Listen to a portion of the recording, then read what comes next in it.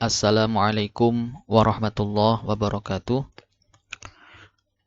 Bismillahirrahmanirrahim. Alhamdulillahirabbil alamin. Allahumma shalli ala sayyidina Muhammad wa ala ali sayyidina Muhammad. Rabbi shrah li sadri wa yassir li amri wahlul 'uqdatam min lisani yafqahu qawli. Amma ba'du. Sebelum kita meneruskan belajar tentang menghitung awal waktu sholat subuh, mari kita mulai belajar ini dengan membaca suratul Fatihah. Kita peruntukkan untuk diri kita sendiri, untuk semua mahasiswa dan semua umat Islam. Al-Fatihah. A'udzubillahi minasyaitonirrajim. Bismillahirrahmanirrahim. Alhamdulillahirabbil alamin. Ar-Rahmanir Rahim. Maliki yaumiddin. Iyyaka na'budu wa iyyaka nasta'in. Ihdinas siratal mustaqim. Siratal ladzina an'amta 'alaihim ghairil maghdubi 'alaihim waladdallin. Baik. Sebagaimana pada video-video sebelumnya, sebelum kita menghitung atau mengaplikasikan rumus-rumus yang digunakan di dalam menghitung awal waktu sholat subuh dan waktu sholat-sholat yang lainnya, kita sekilas membahas tentang landasan yang digunakan oleh para ulama, oleh para ahli falak di dalam menentukan rumus yang digunakan untuk menghitung awal waktu sholat. Untuk sholat subuh, ini ditandai oleh peristiwa terbitnya fajar shodiq atau benang putih yang memanjang horizontal di ufuk timur, ya. Maksudnya bukan berupa benang, ya, akan tetapi benang putih ini sebuah citra cahaya yang memanjang di sebelah timur, di langit sebelah timur, memanjang dari utara ke selatan. Jadi kalau kita sebelum subuh itu kita bangun, kemudian kita keluar rumah mencari tempat yang lebih tinggi, kemudian kita menghadapkan diri kita ke arah utara, ya, ke arah timur. Caranya kita bisa menggunakan kompas yang ada di HP, mana arah timur yang ditunjukkan, kemudian kita menghadap ke sana. Nah, nanti pada saat subuh itu sudah datang, maka di langit di ufuk timur nanti akan ditandai dengan ada sebuah citra cahaya putih, ya, yang tipis yang memanjang secara horizontal. Memanjangnya dari arah utara ke arah selatan.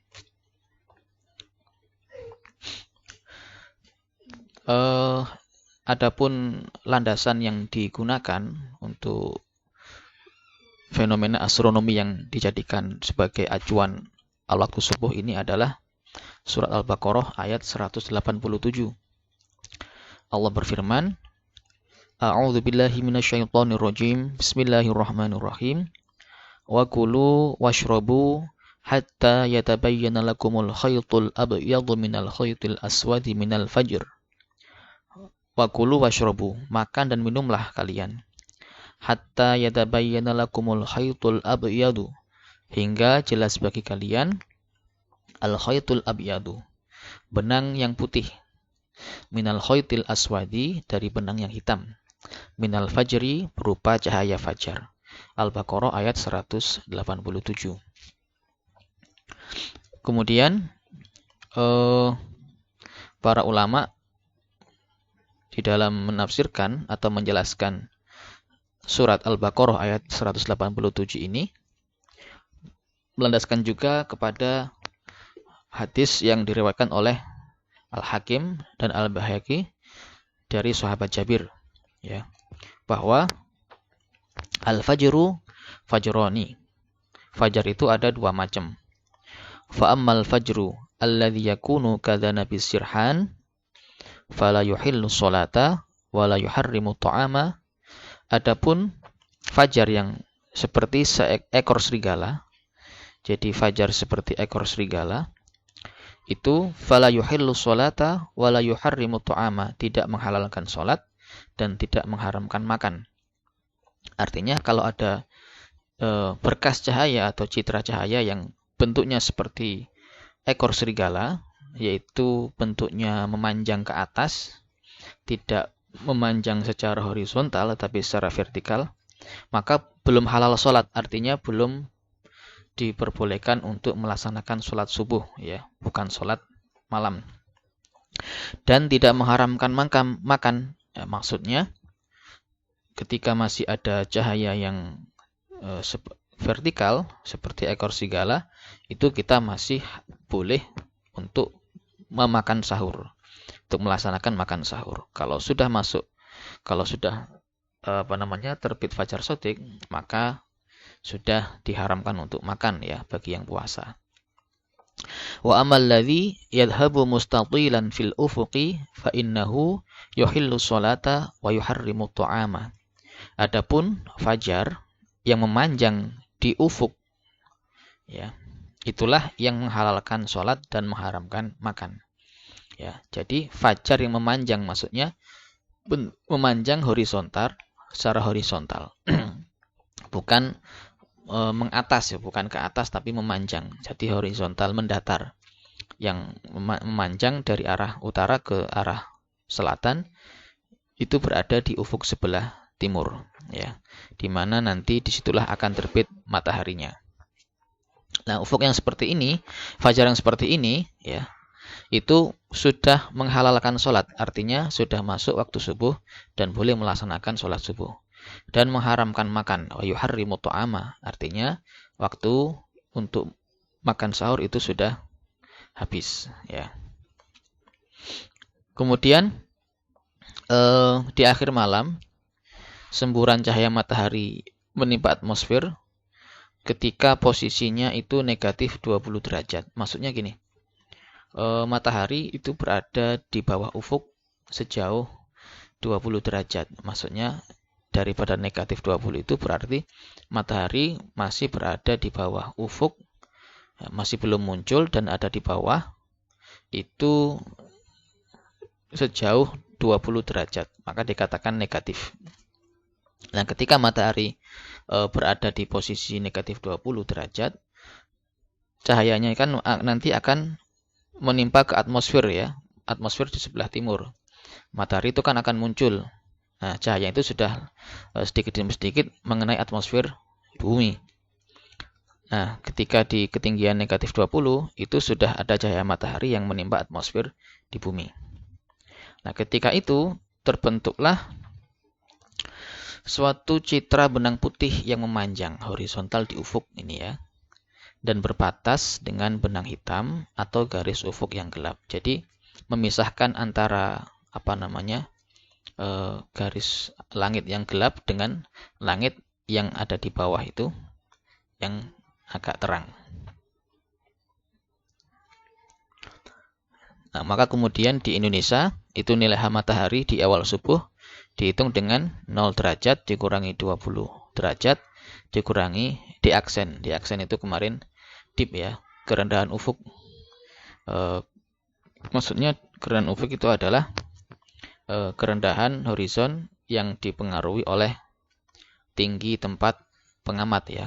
Kalau kita berada di gunung dengan kita berada di pantai, maka pandangan yang kita capai ketika kita menghadapkan pandangan kita ke ufuk itu nanti akan berbeda, ya. Kalau kita di gunung, kita akan lebih jauh memandang dan bisa lebih ke bawah lagi untuk mencapai ufuknya. Jadi lebih rendah ufuknya. Sedangkan kalau kita di pantai, ya, artinya, ya, pandangan kita hanya sebatas sampai permukaan pantai itu, ya, tidak kemudian bisa lebih jauh lagi ke dalam. Untuk masalah kerendahan ufuk nanti bisa kemudian dibuka lagi di materi perhitungan awal waktu sholat maghrib, ya.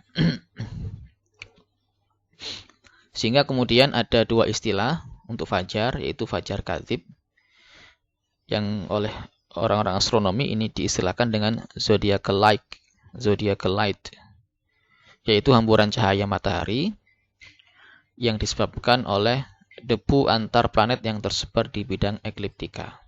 Jadi matahari itu terhamburkan ya oleh debu-debu antar planet yang tersebar di bidang ekliptika. Bentuknya seperti ekor serigala ya. Bentuknya seperti ekor serigala. Nah, ini. Jadi memanjang ke atas ini ya. Nah, ini belum masuk waktu subuh ya. Belum masuk waktu subuh. Jadi memanjang ke atas ya. Kalau kita pernah melihat film siluman serigala itu, kartun Naruto itu kan. Nah, ini seperti ini kalau ekornya itu ya, naik ini seperti ini. Nah, ini adalah fajar kadzib ya, zodiacal light. Cahaya matahari dihamburkan oleh debu antar planet yang tersebar di bidang ekliptika.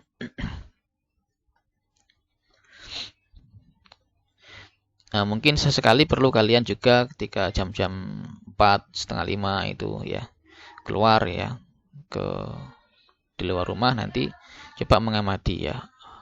Ketika langit cerah nanti insya Allah akan teramati bagaimana situasi daripada fajar kadzib itu. Biasanya selisihnya itu ya setengah jaman mungkin ya, tidak sampai setengah jam. Lalu fajar sodik yang kedua, ini adalah hamburan cahaya matahari oleh atmosfer ufuk sebelah timur. Nah, jadi dihamburkan oleh atmosfer di langit sebelah timur, atmosfer bumi maksudnya di sini. Bentuknya memanjang secara horizontal di ufuk dekat matahari akan terbit. Jadi di mana posisi matahari akan terbit, disitulah kemudian akan terbentuk citra fajar sodik yang memanjang secara horizontal. Nah, seperti ini ya. Nah, ini H mataharinya negatif 18 ya. Ini di di penelitian di negara lain itu dia menggunakan negatif 18. Tapi kalau di Indonesia, sebagaimana penelitian daripada diputuskan oleh Kementerian Agama ya, atau sama LAPAN ya, Lembaga Antariksa dan Penerbangan Nasional, itu menurut mereka ya itu adalah negatif 20 derajat.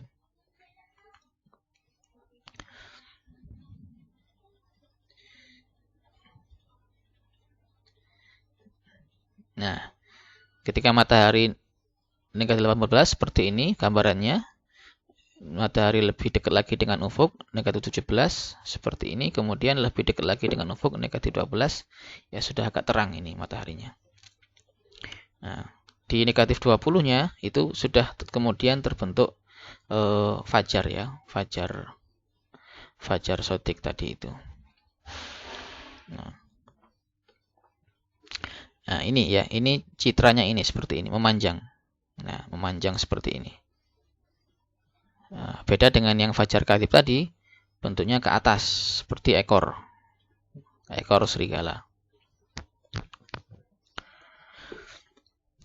Ketika matahari dalam posisi H subuh, dalam posisi ketinggian untuk awal waktu subuh, maka lingkaran deklinasi matahari dan lingkaran meridian itu membentuk sudut waktu atau yang disebut dilambangkan dengan T ya, T subuh. Ini ketika matahari ada di meridian, ketika kulminasi, kemudian matahari turun sampai pada posisi subuh. Nah, ya jadi sudah melingkar di sini. Nah, namun di sini beda dengan waktu sholat yang sebelumnya, Isya, Maghrib, Ashar, dan Zuhur ya. Kalau sudut waktu yang subuh ini dia dihitung dari sini ya, di sebelah sini. Di sebelah kanannya, kalau kemudian untuk yang Ashar, kemudian Maghrib dan Isya itu dihitung di sebelah sininya. Jadi nanti ada perbedaan di dalam penggunaan rumus ya. Kalau waktu Ashar, Maghrib dan Isya itu nanti akan ditambahkan di sini Sedangkan untuk subuh nanti akan dikurangkan, karena kalau dalam gambar ini subuh berarti dia mendahului zuhur, mendahului waktu kulminasi. Nilai T subuh ini ya, sudut waktu subuh ini jika dibagi dengan 15 sama dengan jam T, yakni waktu yang membentang antara waktu kulminasi dan awal waktu subuh.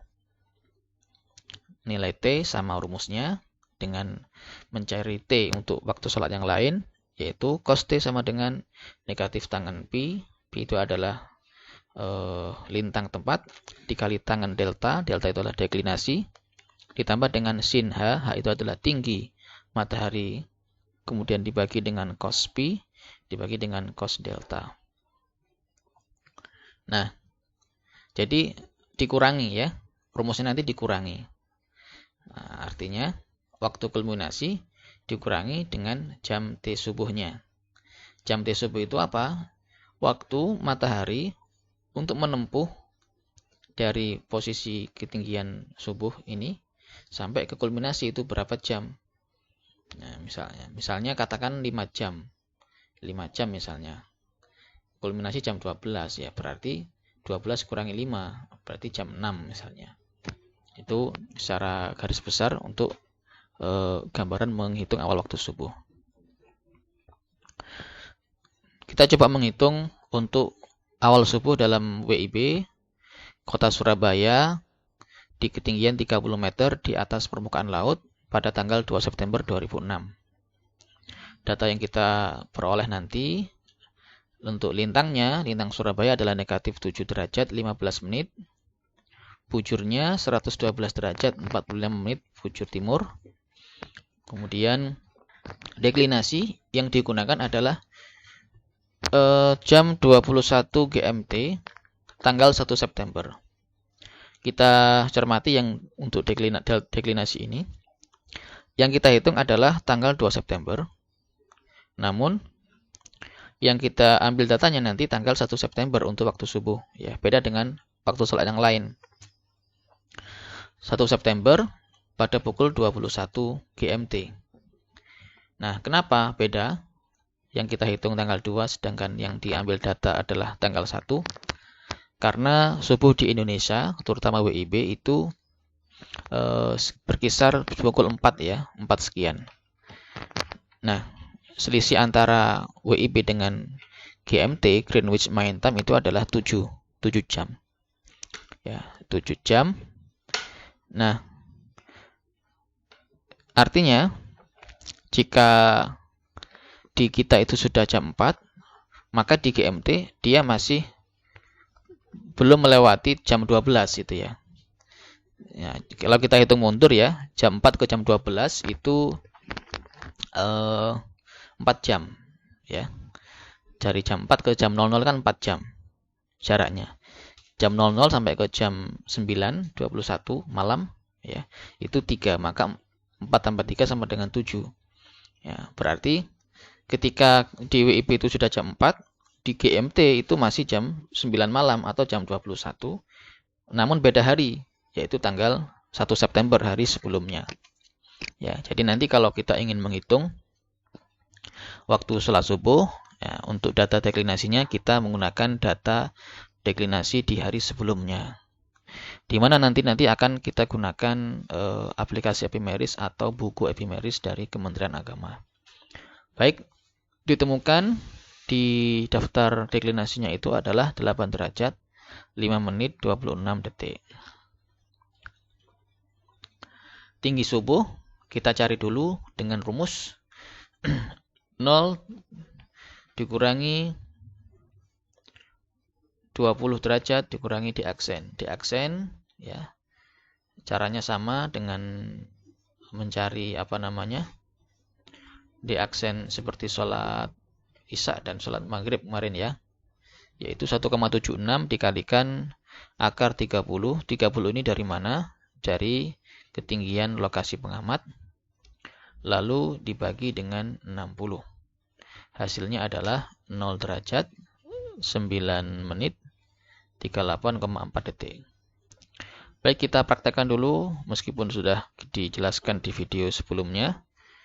Ya, kita coba dulu menghitung di aksen dulu ya. Baik, kita hitung di aksen dulu. Yaitu kita tekan 1,76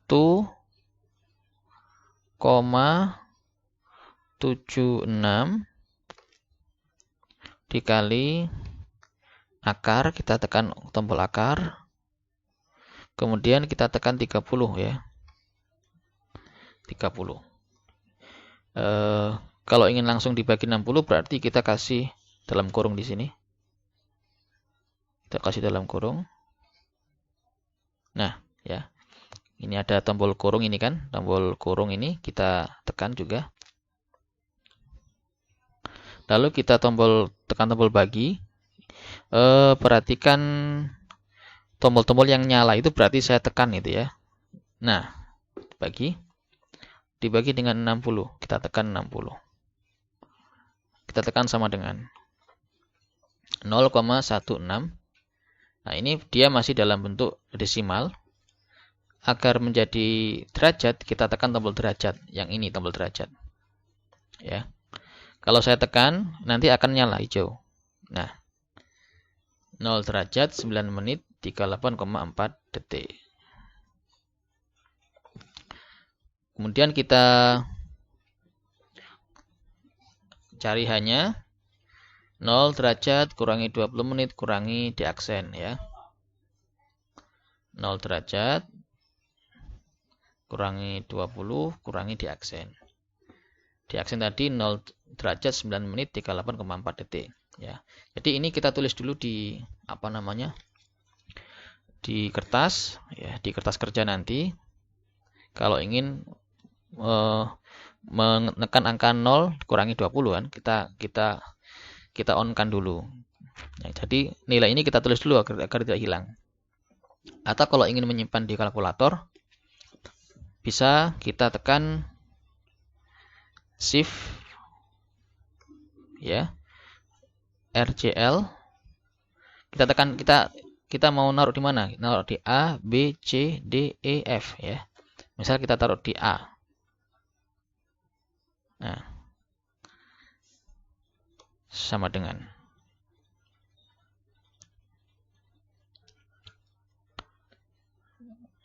ya, sama dengan.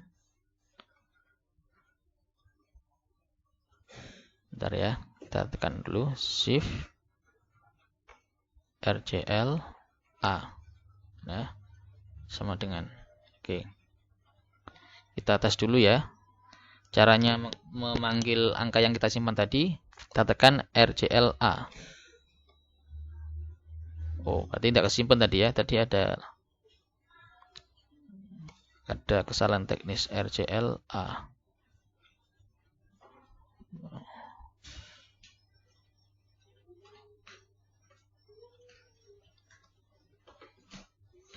Oh, berarti tadi ada kesalahan. Yang saya simpan bukan angka itunya, tapi angka nolnya. Baik, tadi itu adalah 0 derajat 9 menit 3,84 detik ya. 0,84 detik. Jadi untuk menekan angka menit dan detik itu sama, pakai ini. Pakai tombol derajat ya. Pakai tombol derajat. Kita cek dulu berapa tadi. Oh, 38.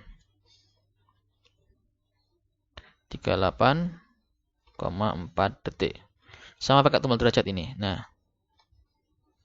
Ya, sama dengan. Jadi, mungkin di kalkulator kalian nanti menit itu dilambangkan dengan bulat juga ya, tapi itu tetap menit karena di posisi kedua. Posisi ketiga adalah detik. Nah, ini kita sama dengan dulu. Kemudian kita tekan Shift RCL A. Nah, tersimpan di sini. Oke, kita on-kan dulu. Kita cari tinggi waktu subuh dengan cara 0 derajat dikurangi 20 derajat dikurangi Di aksen tadi adalah saya simpan di A tadi ya. Maka kita tekan RCL A. Kita panggil RCL A. Nah, ini A di sini ada A yang warna apa ini? Warna merah ini B ya. Itu berarti A di sini. Sama dengan negatif 20. Ya, hasilnya negatif 20,16 sekian. Kita tekan tombol derajat. Ya, dan ada nanti tombol yang warna hijau yang berwarna, berarti saya tekan itu. Nah, di sini hasilnya negatif 20 derajat, 9 menit 38,4 detik. Oke. Nah, sudah sama seperti ini. Lalu kita mencari T subuh. Caranya pakai rumus cos T sama dengan negatif tangen Pi dikali tangen delta plus sin H dibagi cos Pi dibagi cos deklinasi. Kita masukkan angka-angkanya ya. Negatif tangen negatif 7 derajat 15 menit. Oke, kita ke kalkulator dulu. Kita on-kan dulu.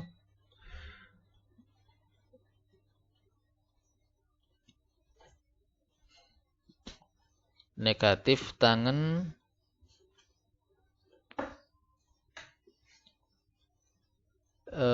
negatif 7 derajat. Kita tekan tombol derajat 15 menit. Oke, kita kembali lagi.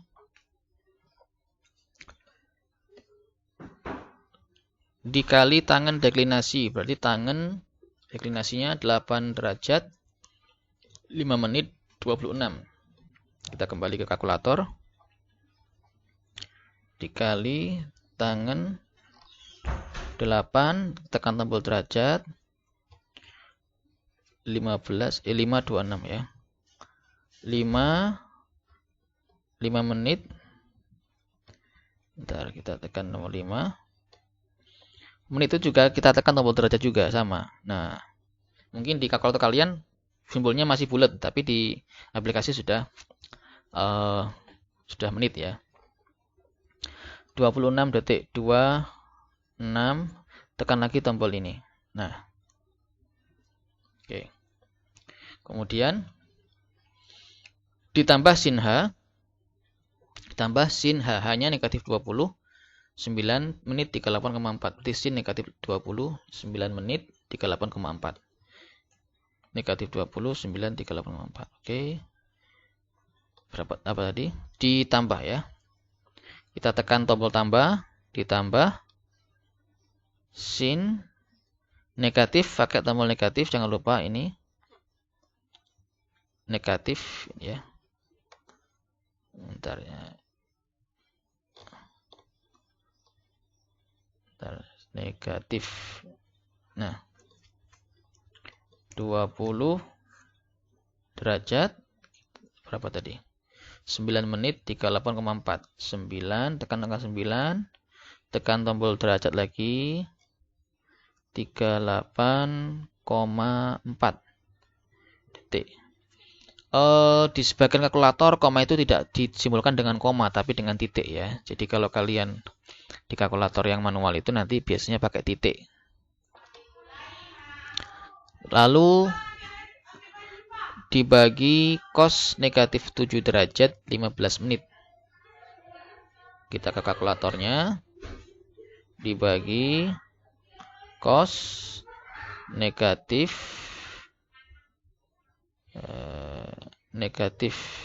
7 derajat 15 menit, tekan tombol ini lagi sama. Nah, kemudian dibagi lagi dengan cos deklinasi, cos 8 derajat 5 menit 26. Dibagi, tekan tombol lagi, cos 8 derajat 5 menit 26 detik. Oke, setelah itu adalah sama dengan, tekan sama dengan. Kita ke kalkulator, kita tekan sama dengan. Oke. Nah, kita ada tekan sama dengan, hasilnya, oh maaf ya, ini ada, nah ini Oke, ada kesalahan teknis. Kalkulatornya tidak terhubung. Saya hubungkan kembali ya.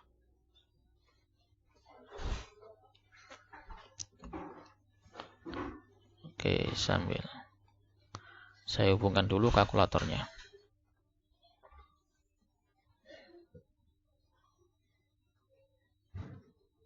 Nah, jadi nanti di kalkulator muncul negatif 0,332840241 ya. Nah, kalau sudah muncul angka ini nanti jangan dihapus dulu di kalkulator. Ya, jangan dihapus dulu di kalkulatornya. Baik, kita proses menghubungkan ini. Sebentar ya.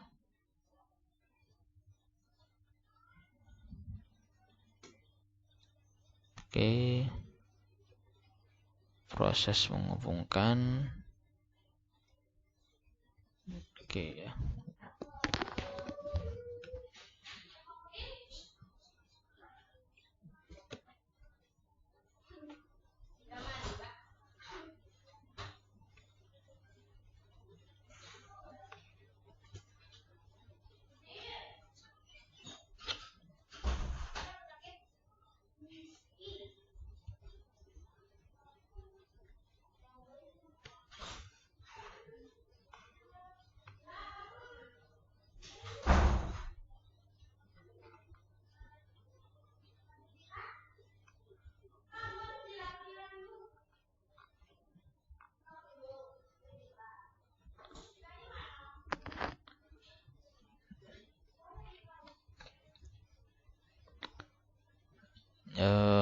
Mohon bersabar dulu. Ini ya, ini sudah mulai mau tersambung.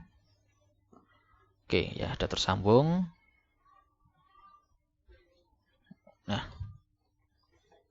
Nah ini ya 0,33. Oke. 0,33. Ya, sama ya. Cuman angka di kalkulator lebih banyak.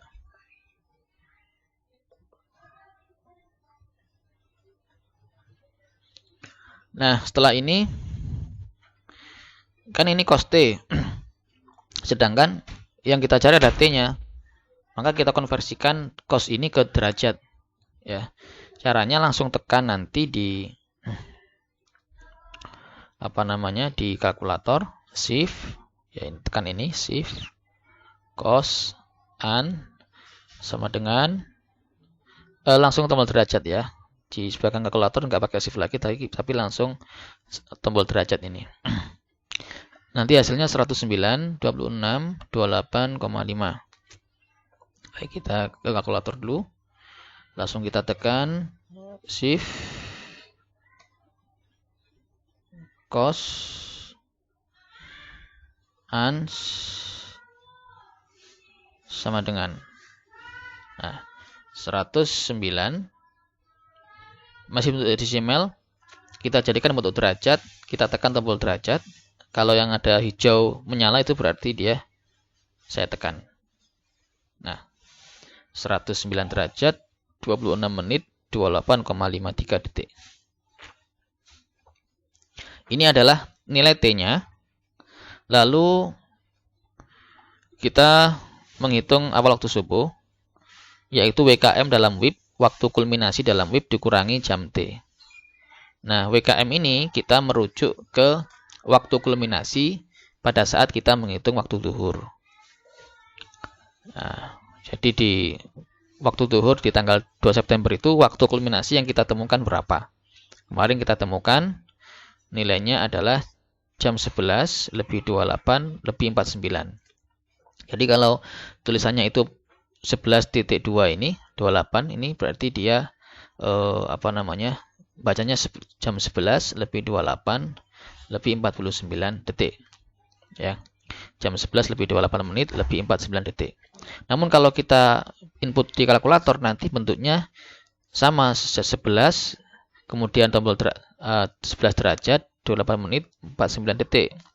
Jadi di kalkulator itu simbolnya sama dengan simbol derajat simbol menit, simbol detik ya.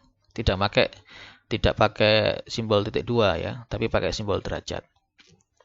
Nah, waktu kulminasi ini kita kurangi dengan jam T. Jam T-nya itu T yang kita temukan tadi ini kita bagi 15 ya. Temu nanti 7 jam 17 menit 45,9 detik. Kita kembali ke kalkulator. Langsung aja kita tekan bagi ya 15. Lalu sama dengan 7,29 jam sekian. Kita jadikan bentuk yang lain untuk ini. 7 jam 17 menit 45,9 detik. 7 jam 17 menit 45,9 detik. Artinya apa? Artinya dari matahari posisi negatif 20 derajat, ya, dari posisi ini, ketinggian ini, sampai ke posisi kulminasi, sampai posisi matahari ada di paling atas, ya, di atas kepala, itu membutuhkan waktu 7 jam. Nah, kita kurangi 11, 28, 49, kita kurangi dengan 07, 17, 45,9. Oke, kita kurangi, nanti hasilnya ketemu jam 4 lebih 11 menit lebih 3,1 detik. Kita ke kalkulator dulu. Nah, ini kita on-kan dulu. Tadi waktu kulminasi jam 11.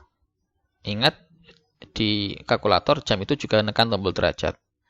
Jam 11, kemudian lebih 28 menit juga sama pakai tombol derajat ini. Nah, 49 detik sama, untuk detik juga menggunakan tombol ini, tombol derajat ini. Oke. Dikurangi tadi 7 jam, tekan angka 7. Jam itu juga sama pakai tombol derajat ini. Terus 17 sama pakai tombol derajat. 45,9. 45,9. Nanti saya ingatkan kembali kalkulator kalian nanti biasanya pakai titik ya. Detik jangan lupa, tekan lagi tombol derajat. Kita sama dengan kan. Masih dalam bentuk desimal, kita jadikan bentuk jam. Jam 4 lebih 11 menit 3,1 detik. Jadi sudah ketemu subuh local observer, yaitu subuh untuk pengamat. Nah, sedangkan kita mau membuat jadwal waktu sholat itu untuk satu area Surabaya misalnya di sini. Nah, maka perlu kita tambahkan WI, waktu ikhtiyat, ya, yaitu dibulatkan 2 menit. Kalau dari sini sudah bisa ketemu sebenarnya. Nanti yang kita masukkan ke jadwal itu adalah 11 ini tambah 2 menit langsung, yaitu jam 4 lebih 13. Nah, selisih antara jam 4 lebih 13 dengan jam 4 lebih 11, 3,1 ini, itu adalah waktu ikhtiyat yang ditambahkan.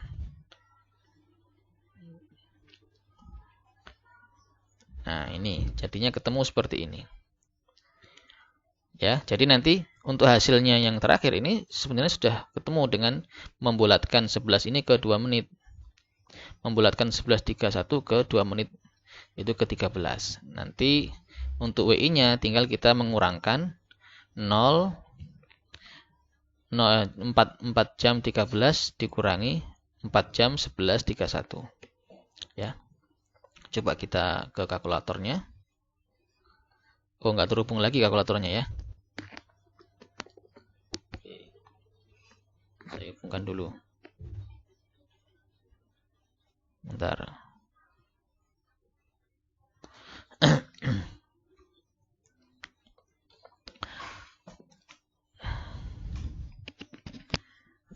Baik, tunggu sebentar ini.